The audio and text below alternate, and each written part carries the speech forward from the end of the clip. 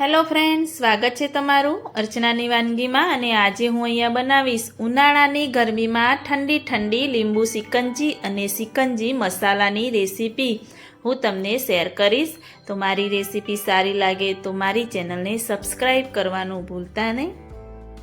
તો પહેલાં આપણે ઠંડી ઠંડી સિકંજી બનાવવા માટે સિકંજીનો મસાલો તૈયાર કરીશું। એના માટે મેં ગેસ ઓન કરી ગેસની ફ્લેમ ધીમી રાખી છે અને એના પર કઢાઈ રાખી અને 2 ટેબલસ્પૂન મેં અહીંયા જીરું એડ કરી દીધું છે અને 1 ટેબલસ્પૂન કાળા મરી આપણે એડ કરી દઈશું અને બંનેને ધીમા તાપે આપણે શેકતા રહીશું। જ્યાં સુધી જીરાનો કલર ના બદલાય ત્યાં સુધી આપણે એને શેકતા રહીશું। તો આ રીતે ધીરે ધીરે શેકતા રહેવાનું। આ રીતે કલર થોડો ચેન્જ થાય એટલે આપણે એને એક પ્લેટમાં નીકાળી અને થોડીવાર માટે ઠંડુ થવા દેવાનું। મસાલો ઠંડો થાય ત્યારે મિક્સર જાર લઈ એમાં આપણે આ બધો જ મસાલો અંદર એડ કરી અને બીજા મસાલા એડ કરીશું। 1 ટેબલસ્પૂન મેં અહીંયા મીઠું લઈ લીધું છે, 1 ટેબલસ્પૂન સંચર પાવડર લઈ લીધો છે, 1/2 ટેબલસ્પૂન સૂંઠ પાવડર આપણે એડ કરી દઈશું અને 2 ટેબલસ્પૂન કાચું જીરું આપણે અંદર એડ કરવાનું છે। 2 ટેબલસ્પૂન શેકેલું જીરું અને 2 ટેબલસ્પૂન કાચા જીરાનો આપણે અંદર ઉપયોગ કરવાનો છે। 4 મેં અહીંયા એલચી લઈ લીધી છે અને 200 ગ્રામ જેવી મેં અહીંયા સાકર લઈ લીધી છે।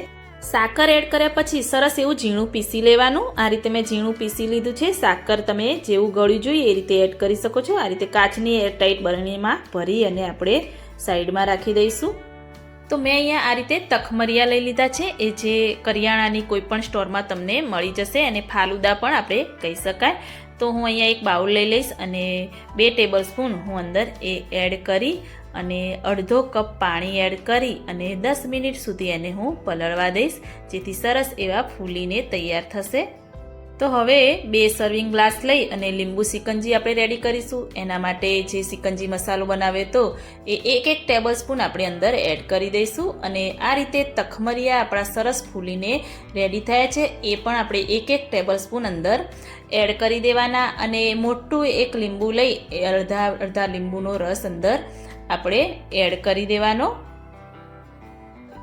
તો મેં અહીંયા લીંબુની આ રીતે સ્લાઈસ કરી દીધી છે। તો 2 સ્લાઈસ આપણે ગ્લાસમાં એડ કરી દેવાની અને થોડા આપણે અંદર ફુદીનાના પાન ફ્લેવર માટે એડ કરી દઈશું અને બરફ મેં આ રીતે થોડો એવો ભૂકો કરીને કપડામાં રાખ્યો હતો, તો એ પણ આપણે 1 ચમચો અંદર બરફનો ભૂકો એડ કરી દેવાનો અને હવે અંદર આપણે સાદી સોડા એડ કરીશું। હું અહીંયા સાદી સોડા એડ કરું છું, પણ જો તમારે સાદા પાણીનો ઠંડા પાણીનો ઉપયોગ પણ તમે અંદર કરી શકો છો। તો ચમચી વડે સરસ એવું આપણે હલાવી દઈશું બંનેમાં। તો સિકંજીનો મસાલો તમે કોઈ કાચની બરણીમાં એરટાઈટ ભરી અને સ્ટોર કરી શકો છો। તો આ રીતે આપણે સ્લાઇસથી ગાર્નિશિંગ કરી દઈશું। તો સરસ મજાની આપણી લીંબુ સિકંજી રેડી થઈ ગઈ છે। તો તમે પણ આ રેસીપી ઘરે ચોક્કસથી ટ્રાય કરો અને મારી રેસીપી સારી લાગી હોય તો મારી ચેનલને લાઇક, શેર, કમેન્ટ કરવાનું ભૂલતા નહીં। મળીએ કોઈ એક નવી રેસીપી સાથે, ત્યાં સુધી બાય બાય।